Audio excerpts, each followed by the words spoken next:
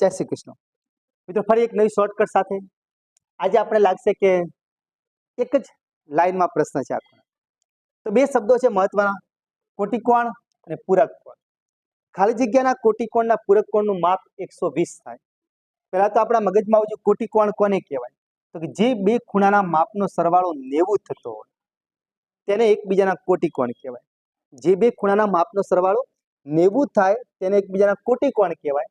અને વાત રહી પૂરક કોણ, તો કે જે બે ખૂણાના માપનો સરવાળો 180 થતો હોય તો એને કહેવાય છે એકબીજાના પૂરક કોણ. તો આ રીતે દાખલાને સમજીએ તો હવે દાખલાનું માપ છે ને એકદમ સરળતાથી બની શકે. આપણે વિચારવું ના આપણે કઈ બાજુ જવું. તો આવા દાખલાને રિવર્સથી સ્ટાર્ટ કરવાનું. કે અહીં 120 આપ્યું છે તો 120 ના પૂરક કોણનું માપ. તો આપણે સમજાવ્યું પૂરક કોણનું માપનો સરવાળો કેટલો થવો જોઈએ? 180. તો 120 માં કેટલા ઉમેરો તો 180 થાય? તો કે 60.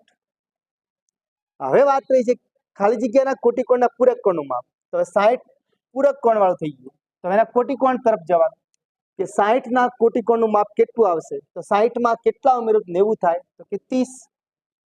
હવે દાખલો બની ગયો.